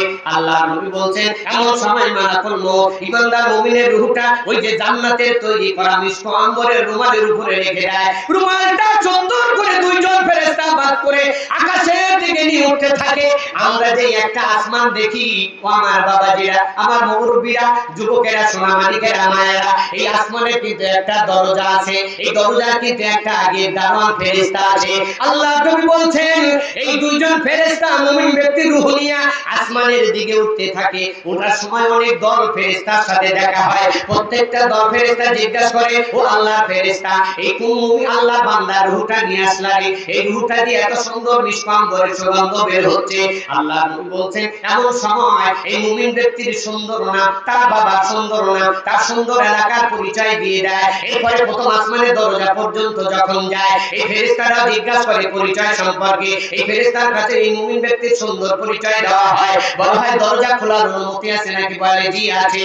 এরপরে প্রথম আসমানের দরজা খুলে দেওয়া হয়, রূহ বহনকারী ফেরেশতা প্রথম আসমানের দরজা পাড়ি দিয়ে দ্বিতীয় আসমানে যায়, দ্বিতীয় আসমান পাড়ি দিয়ে তৃতীয় আসমানে যায়, তৃতীয় আসমান পাড়ি দিয়ে চতুর্থ আসমানে যায়, চতুর্থ আসমান পাড়ি দিয়ে পঞ্চম নম্বর আসমানে যায়, 5 নম্বর আসমান পাড়ি দিয়ে 6 নম্বরে যায়, 6 নম্বর পাড়ি দিয়ে 7 নম্বর যায়, 7 নম্বর আসমান পাড়ি দিয়ে আল্লাহর আরশে আজিম পর্যন্ত যখন যায়, আল্লাহ ডাক দিয়ে বলে আমার ফেরেশতারা, এটা আমার বান্দা দুনিয়াতে অনেক কষ্ট করেছিল রে, দুনিয়াতে আমি আল্লাহর সন্তুষ্টি ছাড়া দুনিয়াতে আর কিছু করে নাই, দুনিয়ার জীবনটা তার জন্য ছিল কারাগার, তার জন্য ছিল জেলখানা, আমার বান্দার জন্য আজকে তুমি জান্নাতে নামটা লিখে দাও, তার নামটা ইল্লিনে লিখে দাও, তাকে জান্নাতের তালিকাভুক্ত করে দাও। ও আমার কলিজার টুকরা সোনার মানিকেরা, যে জীবন নিয়ে তুমি ভাবো না, যে জীবন নিয়ে তুমি চিন্তাও করো না, তুমি জানো না তোমার মরণ হওয়ার সাথে সাথে তোমার নামটা জান্নাতে লেখা হয়ে যাবে, পাপ করলে জাহান্নামে লেখা হয়ে যাবে। আল্লাহ বলছেন এমন সময় মুমিন ব্যক্তির নামটা জান্নাতের তালিকাভুক্ত করে দেওয়া হয়, যখন মুমিন ব্যক্তির নাম জান্নাতের তালিকা ইল্লিনে লিখে দেওয়া হয়, এমন সময় আল্লাহ বলেন ফেরেশতারা, আমার মুমিন ব্যক্তি, আমার মুমিন বান্দার রূহটা এই 7 আসমান পাড়ি দিয়া আবার জমিনে যাও, তার কবরে রূহ পৌঁছায় দাও, জোরে সুবহানাল্লাহ। আমার সোনা মানিকেরা, ফেরেশতারা তখন এসে দেখে তখন তো মুমিন ব্যক্তির গোসল হয় নাই, জানাজা হয় নাই, দাফন কাফন হয় নাই, কবর তো আরো অনেক দূরে আছে। এমন সময় মুমিন ব্যক্তির রূহটা তার লাশের পাশে রেখে ফেরেশতারা চলে যায়, জোরে জোরে সুবহানাল্লাহ। এক পর্যায়ে যখন মুমিন ব্যক্তির গোসল দেওয়ানো হয়, কাফন পরানো হয়, জানাজা পড়ানো হয়, মুমিন ব্যক্তির লাশটা নিয়ে যখন কবরের দিকে যাওয়া হয়, এমন সময় এই মুমিন ব্যক্তির রূহটা চিৎকার করে রাখতে থাকে, ও আমার বেটা, ওরে আমার ছেলে, ওরে আমার আত্মীয় স্বজন, তোমাদের পায়ে কি ফল নেই? কয়দিন ধরে তোমরা খানা খাও না, এত আস্তে হাঁটো কেন? তাড়াতাড়ি যাও না রে, এই দুনিয়াটা আমার জায়গা না, এই দুনিয়াটা আমার বাসস্থান নয়, আমার থাকার জায়গা। আমার আল্লাহ আমার জন্য কবরে জান্নাতের বিছানা তৈরি করেছেন, জোরে জোরে বলুন সুবহানাল্লাহ। আমার সোনার ভাইয়েরা, মৃত্যুর সময়ের অবস্থা এইরকম আমাদের হোক, কে কে চাই হাত তুলে দেখেন। যারা অল্প তুলেছেন তারা মনে হয় চান না, একটু উঁচু করে দেখান না মিয়া, সব জায়গায় কৃপণতা করিয়ে না, হাত তুলতেও বকিলাতা লাগে। আল্লাহ তুমি দেখো, আল্লাহ তুমি তোমার কুদরতি ক্যামেরা দিয়ে ভিডিও করে রাখো, আমরা সকলেই মুমিন হয়ে কবরে যেতে চাই, যেরকম কথা ঠিক হবে ঠিক। আল্লাহ তুমি কবুল করো না বলি আমিন। আমার সোনার ভাইরা, আল্লাহ কোরআনে একটা সূরা দিয়েছেন, যে সূরার নাম সূরা ওয়াকিয়া। সূরাটার নাম কি? এই যে বলেন নাম কি? এই সূরা ওয়াকিয়া পড়ছেন কোনদিন? পড়বেন কোথা থেকে? জীবনে তো নামই শোনেন না, নাম জানেন খালি হাকিমপুরি, শাহজাদে, বিজাবাদে, কুত্তার গু খাওয়া যাবে, কামু বিড়ি, মরমর বিড়ি, আকিস বিড়ি, ব্যঞ্জন, আমি তো এত নাম জানি রে ভাই।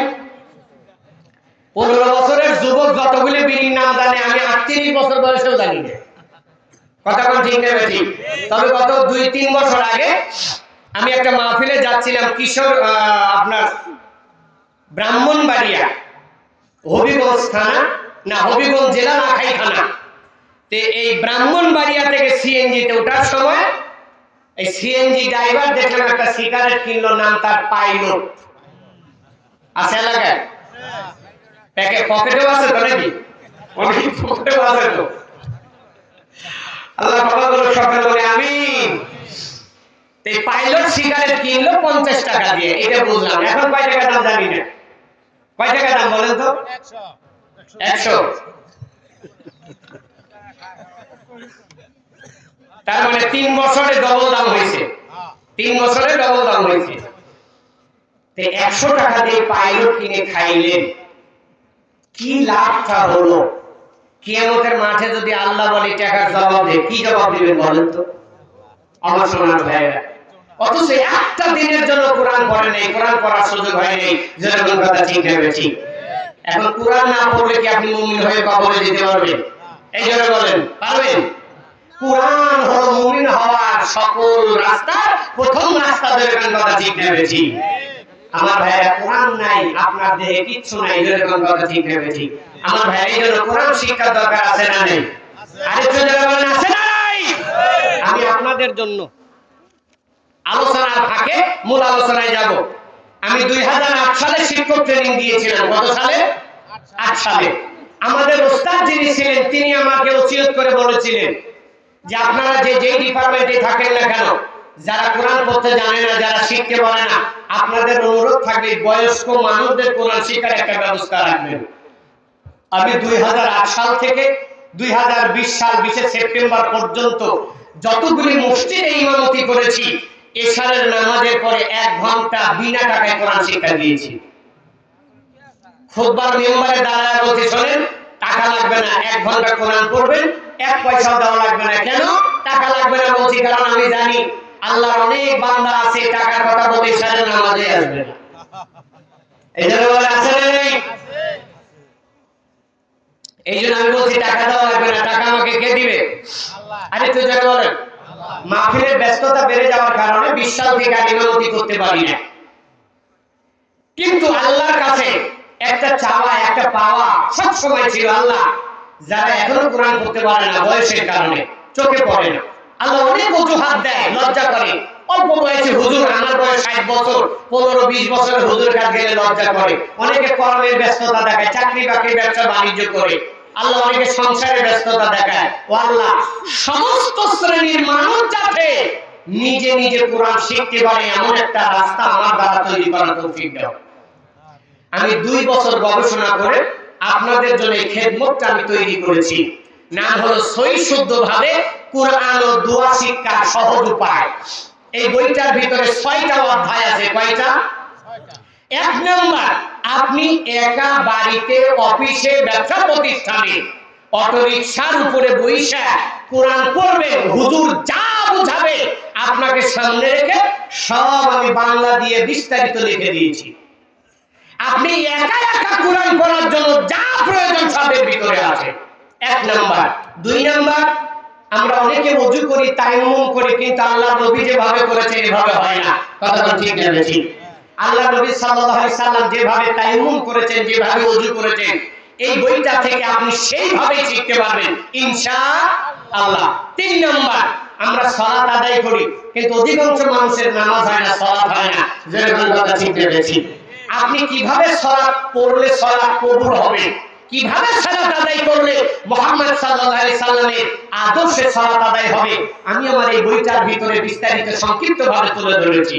4, আল্লাহ নবী সাল্লাল্লাহু আলাইহি সাল্লাম ফরজ সালাতের পরে যে দোয়াগুলি করতেন, কোন দোয়া করলে জাহান্নাম আপনার পক্ষে আল্লাহর কাছে সুপারিশ করবে, কোন দোয়া করলে জান্নাত আপনার জন্য আল্লাহর কাছে সুপারিশ করবে, কোন দোয়া করলে জান্নাত আপনার জন্য অবধারিত, এই দোয়াগুলি কোন সময় কোন আমল করলে কোন ফজিলত, এই বইটার ভিতরে আমি বিস্তারিত তুলে দিয়েছি ইনশাআল্লাহ।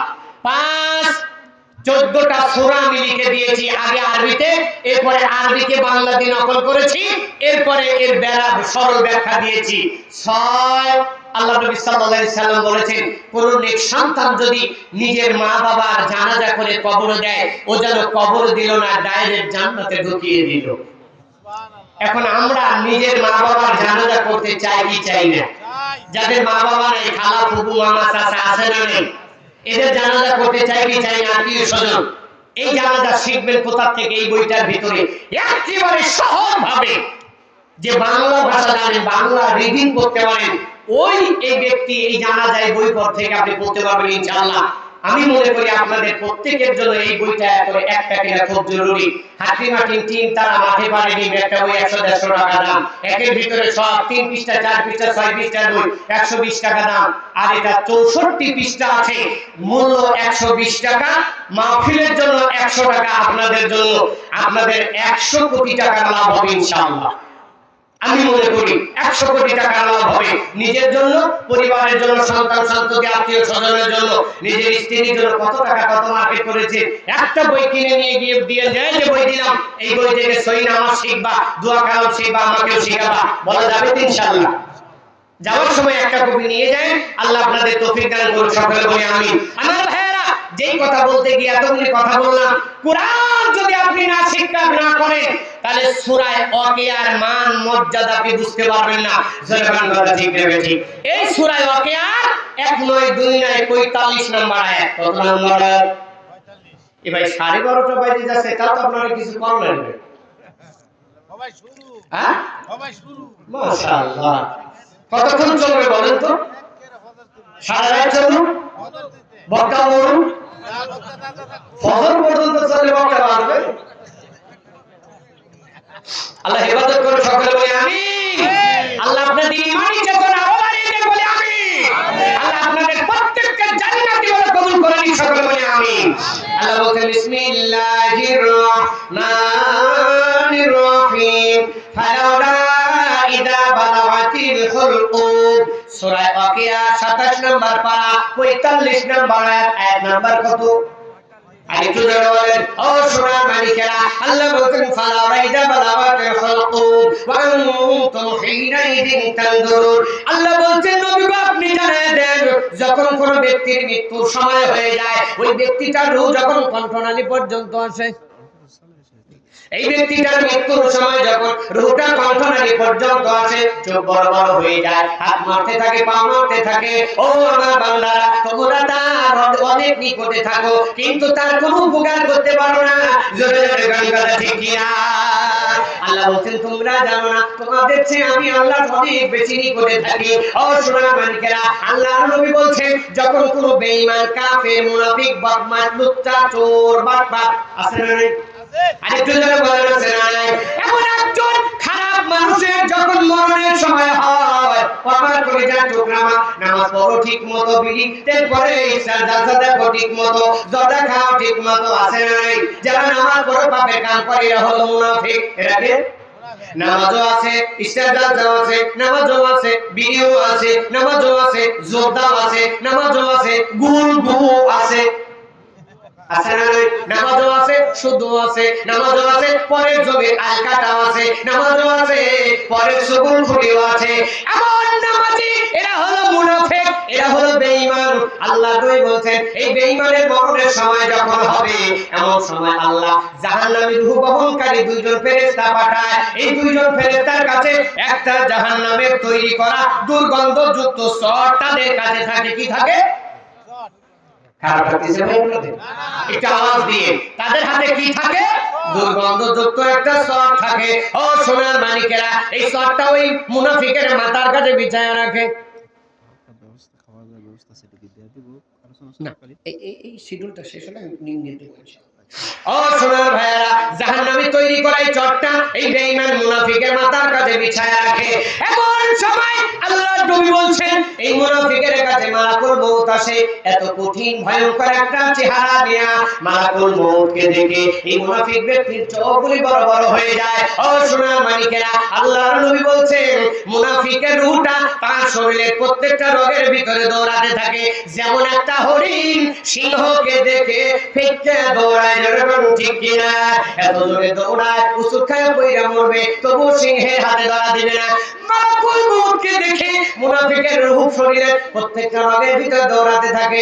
এমন সময় মালাকুল মউত এসে বলে, ওরে খবিশের আত্মা বেরিয়ে আয়, ওরে খবিশের আত্মা বেরিয়ে আয়। এই আত্মা তো বের হয় না, একেবারে পায়ে বৃদ্ধ আঙ্গুলের একেবারে মাথায় গিয়ে ফলায়। এমন সময় মালাকুল মউত ওর বুকের ভিতরে হাতখানা ঢোকায়া দিয়া টেনে হেসড়ে বের করে ওই জাহান্নামের তৈরি করা সট মাথার কাছে মুনাফিকের বিছানো আছে। মালাকুল মউত মুনাফিকের রূহটা ওই সটের উপরে রাখে। ওই যে জাহান্নামী বহন করা রূহ বহনকারী 2 জন ফেরেশতা এই মুনাফিকের রূহটা দিয়ে উপরের দিকে উঠতে থাকে। অনেক ফেরেশতার সাথে দেখা হয়। ফেরেশতারা বলে, ও আল্লাহর ফেরেশতা, এটা কোন খবিশের আত্মা নিয়ে আসলে?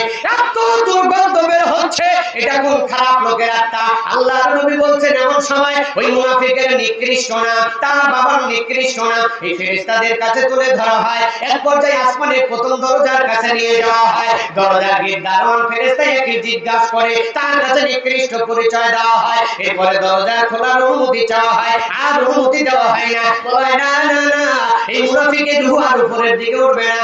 আল্লাহ নবী বলছেন, আল্লাহ তখন ডাক দিয়ে বলেন, আমার ফেরেশতারা এই বেঈমান মুনাফিকের নামটা সিজিনে লিখে দাও, জাহান্নামের তালিকাভুক্ত করে দাও, ওকে জাহান্নামের দলভুক্ত করে দাও। এমন সময় মুনাফিকের নামটা সিজিনে লেখা হয়। যখন নামটা সিজিনে লেখা হয়, জাহান্নামের তালিকাভুক্ত করে দেওয়া হয়। আল্লাহ ডাক দিয়ে বলে, ফেরেশতারা এই মুনাফিকের রূহ আর বহন করা লাগবে না, প্রথম আসমানের দরজা থেকে জমিনে জোরে আছাড় মার। কি কর? জোরে বলেন, কি মার? আছাড় মার। কে বলে? আল্লাহ বলে, এই আসমানের দরজা থেকে এই বেঈমান মুনাফিকের রূহটা জমিনে আছাড় মার, জমিনে নিক্ষেপ কর।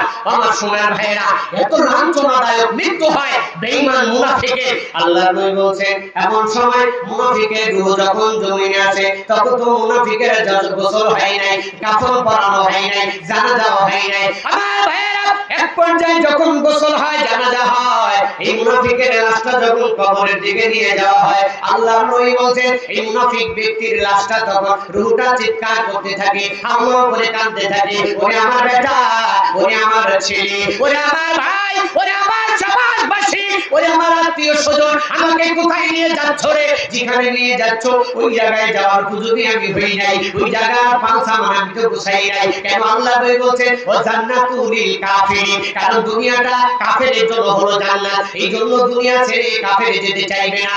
আল্লাহ নবী বলেন, আল্লাহ করে কাঁদতে থাকবে, নিয়ে যাও না, নিয়ে যাও না, আমার বাড়ি থেকে কোথায় নিয়ে যাও রে? যেই জায়গায় নিয়ে যাচ্ছ ওই জায়গায় যাওয়ার উপযোগী আমি নয়। ও সোনার ভাইরা, আল্লাহ নবী বলেন, এই বেঈমানের রূহ এমন ভাবে কাঁদতে থাকে, তার চিৎকারের আওয়াজ মাশরিকি ওয়াল মাগরিব, পূর্ব এবং পশ্চিমের মাঝে যা কিছু আছে, মানুষ আর জিন বাদে সবাই শুনতে পায়, শুধু মানুষ আর জিন শুনতে পায় না। আল্লাহ নবী বলেন, মানুষ যদি শুনতে পায় তো এই ব্যক্তির অবস্থাটা কত কঠিন হবে। আল্লাহ নবী বলেন, দুনিয়ার কোন মানুষ তার নিজের আত্মীয় স্বজনকে মাটির কবরে দিত না। জোরে জোরে বলেন নাউজুবিল্লাহ। এরপরে যখন এই লাশটা কবরে দেওয়া হয়, বেঈমানকে যখন বেঈমানের লাশ কবরে দেওয়া হয়, বেঈমানের রূহটা তখন লাশের ভিতরে যখন ঢোকানো হয়, তখন এই ব্যক্তির জীবনটা কবরের জিন্দেগি আবার কিয়ামতের সেই কত ভয়ঙ্কর হয়ে যায়। জোরে জোরে বলেন নাউজুবিল্লাহ। আমার সোনার মালিকেরা, আমরা মুমিন হয়ে মরতে চাই না মুনাফিক হয়ে? আরেকটু জোরে বলেন। এখন মুনাফিক হয়ে যদি মুমিন হয়ে মরতে চান, তাহলে 5 ওয়াক্ত নামাজ পড়ার দরকার আছে না নাই? আরেকটু জোরে বলেন, আছে না নাই? যারা বিড়ি খান, তামাক, গোলগর্দা, সিগারেট, ইয়াবা, মদ, গাঁজা, হেরোইন, ফেন্সিডিল খান, এইগুলি বাদ দেওয়ার দরকার আছে নাই? সুদ, ঘুষ যারা খান, পরের জমিরান যারা কাটে, যারা পরের টাকা মেরে খান, যারা বোনকে ফাঁকি দিয়া বাপের কাছ থেকে চুরি করে জমি রেখে নিয়েছে, এই বোনের হক বোনকে ফিরিয়ে দেওয়ার দরকার আছে না নাই? যদি না দেন, আল্লাহর কসম করে বলি, যতই তওবা করেন, যতই ইস্তিগফার করেন, কাবা করে নিচেও যদি আপনার কবর হয়, আল্লাহর কসম আপনি মুমিন হয়ে কবরে যেতে পারবেন না। জোরে জোরে বলেন নাউজুবিল্লাহ। তাহলে আমরা সকলে 5 ওয়াক্ত সালাত পড়ে পিছনের কৃতকর্ম আল্লাহর কাছে ক্ষমা চেয়ে নামাজ পড়ে কোরআন শিক্ষা করে আমরা মুমিন হয়ে কবরে যেতে চাই, মুমিন হয়ে মরতে চাই। জোরে বলেন কথা ঠিক না ঠিক? আল্লাহ তুমি কবুল করে না, সকলে বলি আমিন। আমার সোনার ভাইরা, আরো বিস্তারিত আলোচনা করতে গেলে 2-4 ঘন্টায় শেষ হবে না। কোরআনে একটা সূরা আছে, সূরা বাকারা, আছে না নেই? আপনি যদি সত্যিকারের মুমিন হয়ে কবরে যেতে চান, এই সূরা বাকারার 177 নম্বর আয়াত। কত নম্বর আয়াত?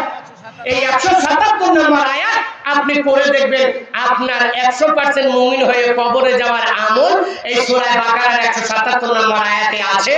আল্লাহ আমাদের পড়ে আমল করার তৌফিক দান করে বলি আমিন। আমার ভাইরা, আমার আব্দুল কাদের ভাই এত সুন্দর ব্যবস্থাপনা করেছে আপনাদের দুনিয়াবি পরকালীন চিন্তা চেতনা আলোচনা শোনার জন্য, করার জন্য। এরপরে শেষে আপনাদের জন্য কিছু মেহমানদারির ব্যবস্থা করেছেন। আপনারা ওই গেট থেকে যাওয়ার সময় 1 প্যাকেট নিয়ে চাদরের নিচে দিয়ে 2 প্যাকেট লুকায়েন না, তাহলে কিন্তু সব শেষ হয়ে যাবে। আর আরেকটা কথা বলি, একটা নব মুসলিম এসেছে গাজীপুর থেকে, ও হলো নব মুসলিম, আর দ্বিতীয় নাম্বার হলো প্রতিবন্ধী। ও দুনিয়াতে ও ছাড়া আর কেউ নেই।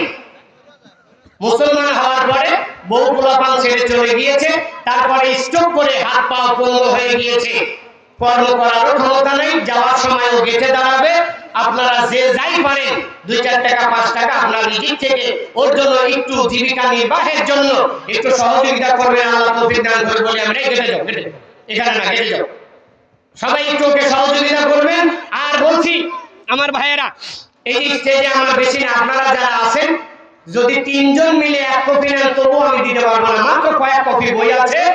আমি আপনাদের অনুরোধ করবো একটা কপি বই বাড়িতে নিয়ে যান, 100 টাকাকে বেশি মূল্যায়ন না করে একটা কপি বাড়িতে নিয়ে ছেলের হাতে, মেয়ের হাতে, সন্তানের হাতে দিয়ে এই দাও তো শোনা কই সব দাও, বই দাও একটা। আপনারা একটা কপি বই নিয়ে যান, আমার অনুরোধ রইল। আল্লাহ আপনাদের সকলকে 1 কপি বই নেওয়ার তৌফিক দান করুন, সকলে বলি আমিন। আর আমার ভাই আব্দুল কাদের আমার অত্যন্ত কাছের মানুষ, বন্ধুবর, তিনি আপনাদের মেহমানদারির জন্য গেটে দাঁড়িয়ে আছে। আপনারা যাওয়ার সময় একটা করে প্যাকেট নিয়ে যান, দোয়া না করে উঠিয়েন না, আরে আসল জিনিস এখনো রয়েছে, দোয়া করেন আগে, আস্তে আস্তে উঠবেন আপনারা, সকলে বইটার ভাগে দোয়া করেন। আচ্ছা এখানে আসেন, এই পাশে নিয়ে আসো, শোনো ভাঙ্গায় ওনাকে একটা বই দাও, এই পাশে এই যে না শোনা না 2-3 জন দাও। সুবহানাকা, আমরা বইটার ভাগে দোয়া করি সুবহানাকা। তার আগে একটু দোয়া করি, আল্লাহ আমরা যারা এখানে এসেছিলাম, আল্লাহ যারা চলে গিয়েছে, এই মাহফিলের যারা আয়োজন করেছে, আল্লাহ যারা সহযোগিতা করেছে, মেধা দিয়েছে, বুদ্ধি দিয়েছে, আল্লাহ প্রত্যেকেরই মা বাবার খবর আজা মাফ করে দাও, সকলে বলে আমিন। আল্লাহ প্রত্যেকের মাহফিলটাকে জান্নাতের উসিলা বানায় দাও, বলে আমিন। আল্লাহ প্রত্যেক বছরে এই রকমের একটা করে মাহফিল করে আল্লাহ তুমি আমাদের দ্বীনি ইলম অর্জন করার তৌফিক দান করে, বলে আমিন। প্রতিপালক আমার আব্দুল কাদের ভাইকে সকল বাধা বিঘ্ন উপেক্ষা করে একটা মাহফিল করার তৌফিক দান করে, বলে আমিন।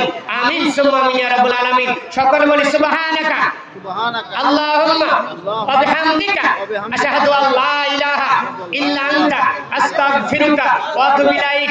আবারো বলছি স্টেজে বই আছে, একটা বই নিয়ে যান ইনশাআল্লাহ। আসসালামু আলাইকুম ওয়া রাহমাতুল্লাহি ওয়া বারাকাতুহু।